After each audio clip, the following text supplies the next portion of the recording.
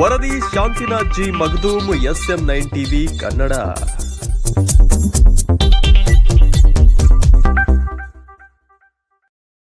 ಬೆಳಗಾವಿಯ ಕೆಲವೊಂದು ಗ್ರಾಮ ಪಂಚಾಯಿತಿಗಳೊಳಗಡೆ ಸರ್ಕಾರಿ ದಾಖಲೆ ಪತ್ರಗಳನ್ನ ಮತ್ತು ಪಹಣಿ ಪತ್ರಗಳನ್ನ ಅದು ಅಧಿಕೃತವಾಗಿ ಕೈಬರಹ ಉತ್ತಾರಗಳನ್ನ ಮರಾಠಿ ಒಳಗಡೆ ಕೊಡ್ತಾ ಇದ್ದಾರೆ. ಯಾಕಂದ್ರೆ ನಾವು ಮೊನ್ನೆ ಭಾಷಾ ಅಲ್ಪಸಂಖ್ಯಾತರ ಆಯೋಗದ ಅಧ್ಯಕ್ಷರು ಬೆಳಗಾವಿಗೆ ಬಂದಂತ ಸಂದರ್ಭದಲ್ಲಿ ಮಹಾರಾಷ್ಟ್ರ ಏಕೀಕರಣ ಸಮಿತಿಯ ಮುಖಂಡರುಗಳು ಆ ಆಯೋಗದ ಅಧ್ಯಕ್ಷರನ್ನ ಭೇಟಿ ಮಾಡಿ ದಾಖಲೆ ಪತ್ರಗಳನ್ನ ಮರಾಠಿಯಲ್ಲಿ ಕೊಡಬೇಕು ಅಂತ ಹೇಳಿ ಒಂದು ಒತ್ತಾಯ ಮಾಡಿದಂತ ಸಂದರ್ಭದಲ್ಲಿ ಆಯೋಗದ ಅಧ್ಯಕ್ಷರು ಮತ್ತೆ ಜಿಲ್ಲಾಧಿಕಾರಿಗಳ ಗಮನಕ್ಕೆ ತಂದಾಗ ಜಿಲ್ಲಾಧಿಕಾರಿಗಳು ಅದನ್ನ ಒಪ್ಕೊಂಡಿದ್ರು.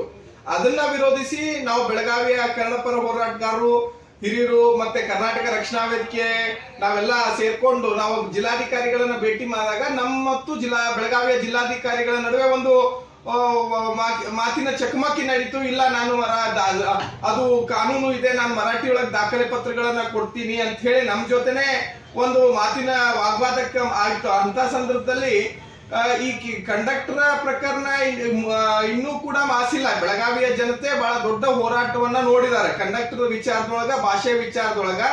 ಹಾಗಾಗಿ ಇಂಥ ಸಂದರ್ಭದೊಳಗಡೆ ಇಲ್ಲಿಯ ಕೆಲ ಪಂಚಾಯಿತಿಯ ಅಭಿವೃದ್ಧಿ ಅಧಿಕಾರಿಗಳು, ಕೆಲವೊಂದು ಪಂಚಾಯಿತಿಯ ಅಧ್ಯಕ್ಷರುಗಳು ಸೇರ್ಕೊಂಡು ಅದು ಮಾನ್ಯತೆ ಇಲ್ಲದೆ ಇರುವಂತ ಕೈಬರ ಉತ್ತಾರಗಳನ್ನ ಮರಾಠಿ ಒಳಗೆ ದಾಖಲೆ ಪತ್ರಗಳು ಕೊಡ್ತಾ ಇದಾರೆ.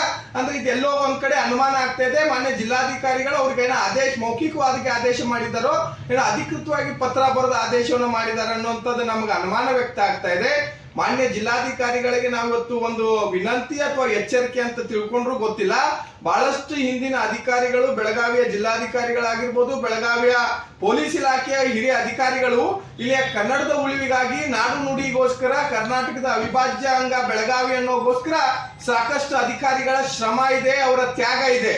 ಇಂಥ ಸಂದರ್ಭದೊಳಗಡೆ ನೀವು ಅವ್ರನ್ನೆಲ್ಲ ಕೂಡ ವಿರೋಧಿಸಿ ಕನ್ನಡಿಗರನ್ನ ವಿರುದ್ಧವನ್ನ ಕಟ್ಕೊಂಡು ಇಲ್ಲಿ ಒಂದು ಭಾಷೆಯ ವಿಚಾರ ಸಂಬಂಧಪಟ್ಟಂಗ ಈ ಸರ್ಕಾರದ ದಾಖಲೆ ಪತ್ರಗಳನ್ನ ನೀವು ಮರಾಠಿ ಒಳಗ ಕೊಡ್ತೀರಿ ಅಂತಂದ್ರೆ ನಾವ್ಯಾರು ಕೂಡ ಸುಮ್ಮನೆ ಕೂಡುದಿಲ್ಲ, ಮತ್ತೆ ಇದನ್ನ ಸಹಿಸುವುದೂ ಇಲ್ಲ. ಹೀಗಾಗಿ ಮತ್ತೆ ಕನ್ನಡಿಗರು ಒಂದ್ ಕಡೆ ಸೇರ್ಕೊಂಡು ಮತ್ತೊಂದು ಬೆಳಗಾವಿಯ ದೊಡ್ಡ ಆಂದೋಲನ ಬೆಳಗಾವಿ ಒಳಗೆ ಆಗ್ತದ ಅಂತ ನಾನು ಹೇಳ್ತಾ ಇದ್ದೀನಿ. ಹಾಗಾಗಿ ಮಾನ್ಯ ಜಿಲ್ಲಾಧಿಕಾರಿಗಳೇ ಇವತ್ತು ಈ ಮುಖಾಂತರ ತಮಗೆ ಒತ್ತಾಯನ ಮಾಡ್ತಾ ಇದೀವಿ, ಇದನ್ನ ತಕ್ಷಣವೇ ನಿಲ್ಲಿಸುವಂತ ಕೆಲಸ ಆಗಬೇಕು. ಇಲ್ಲ ಅಂದ್ರೆ ತಮ್ಮ ಕಚೇರಿ ಎದುರಿಗೆ ಬಂದು ಒಂದು ಧರಣಿಯನ್ನ ಮಾಡ್ತಾ ಇದೀವಿ. ಕನ್ನಡ ವಿರೋಧಿ ಜಿಲ್ಲಾಧಿಕಾರಿಗಳನ್ನ ಓಡಿಸಿ ಬೆಳಗಾವಿಯನ್ನ ಉಳಿಸಿ ಅನ್ನುವಂತ ಆಂದೋಲನ ನಾವು ಪ್ರಾರಂಭ ಮಾಡಬೇಕಾಗುತ್ತೆ. ಆಮೇಲೆ ಪಂಚಾಯಿತಿಯ ಎಲ್ಲೆಲ್ಲಿ ಅಧಿಕಾರಿಗಳು ಈ ರೀತಿ ಮಾಡ್ತಾ ಇದಾರೆ ಅವನ ತಕ್ಷಣವೇ ನಿಲ್ಲಿಸಬೇಕು. ಕೊಟ್ಟಂತ ಮಾನ್ಯತೆ ಇಲ್ಲಂತ ಕೊಟ್ಟಂತ ಪಹಣಿ ಪತ್ರಗಳನ್ನ ರದ್ದುಪಡಿಸಬೇಕು, ಮತ್ತೆ ಆ ಅಧಿಕಾರಿಗಳ ಮೇಲೆ ಸೂಕ್ತವಾದಂತ ಕ್ರಮವನ್ನು ತಗೊಳ್ಬೇಕು ಅಂತ ಇವತ್ತು ನಾನು ಒತ್ತಾಯ ಮಾಡ್ತಾ ಇದ್ದೀನಿ.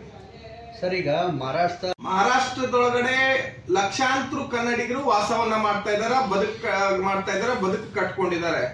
ಅವ್ರ್ಯಾರು ಕೂಡ ಅಲ್ಲಿಯ ಮರಾಠಿ ಭಾಷೆಯನ್ನ ಕಲಿತು ಅಲ್ಲಿಯ ಮರಾಠಿಗರಾಗಿ ಬದುಕ್ತಾ ಇದ್ದಾರೆ. ಅವರೆಲ್ಲೂ ಕೂಡ ಕನ್ನಡ ನಾವು ಕರ್ನಾಟಕಕ್ಕೆ ಸೇರ್ತೀವಿ, ಮುಂಬೈಯನ್ನ ಕರ್ನಾಟಕಕ್ಕೆ ಸೇರಿಸ್ರಿ, ಎಲ್ಲೋ ಸಾತಾರ, ಅಕ್ಕಲ್ಕೋಟ್ ಇಂಥ ಪ್ರದೇಶಗಳನ್ನ ಕರ್ನಾಟಕಕ್ಕೆ ಸೇರಿಸ್ರಿ ಅಂತ ಯಾವತ್ತೂ ಕೂಡ ಅವ್ರು ಕೂಗಿ ಹಬ್ಸಿಲ್ಲ. ಆದ್ರೆ ಅವರೆಲ್ಲರೂ ಕೂಡ ಅಲ್ಲಿಯ ಭಾಷೆಯನ್ನ ಕಲಿತು ಅಲ್ಲಿ ಭಾಷಿಕರಾಗಿ ಬದುಕ್ತಾ ಇದ್ದಾರೆ. ಹಾಗಾಗಿ ಕರ್ನಾಟಕದಲ್ಲಿ ಇರುವಂತ ಯಾವುದೇ ಭಾಷಿಕರು ಇರುವಾಗ ಅವರು ಇಲ್ಲಿ ಕನ್ನಡವನ್ನ ಕಲಿಬೇಕು.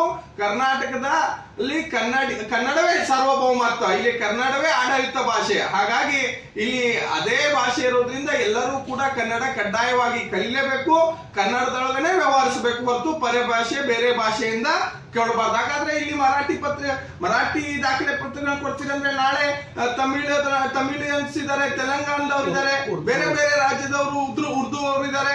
ಅವರು ಕೂಡ ತಮ್ಮ ಭಾಷೆಯೊಳಗೆ ಪತ್ರಿಕೆಗಳ ರಾಜ್ಯ ಸರ್ಕಾರಕ್ಕೆ ಒತ್ತಾಯ ಮಾಡ್ತಾರೆ, ನಮಗೂ ಕೂಡ ನಮ್ ಕನ್ನಡ ಬರುವುದಿಲ್ಲ ಅಂತ ಹೇಳಿ. ಹಾಗಾಗಿ ಈ ರೀತಿ ಆಗಬಾರ್ದು, ಯಾವುದೇ ಕಾರಣಕ್ಕೂ ಬೇರೆ ಭಾಷೆಯೊಳಗೆ ಕೊಡಬಾರ್ದು. ಒಟ್ಟಿದ್ದೇ ಆದಲ್ಲಿ ಬೆಳಗಾವಿ ಮತ್ತೊಂದು ಹೋರಾಟಕ್ಕ ಒಂದು ಸೃಷ್ಟಿ ಆಗುತ್ತೆ, ಮತ್ತೊಂದು ಹೋರಾಟ ಬೆಳಗಾವಿಯೊಳಗ ಪ್ರಾರಂಭ ಆಗುತ್ತೆ ಅಂತ ನಾ ಈ ಸಂದರ್ಭದಲ್ಲಿ ಹೇಳ್ತಾ ಇದ್ದೀನಿ.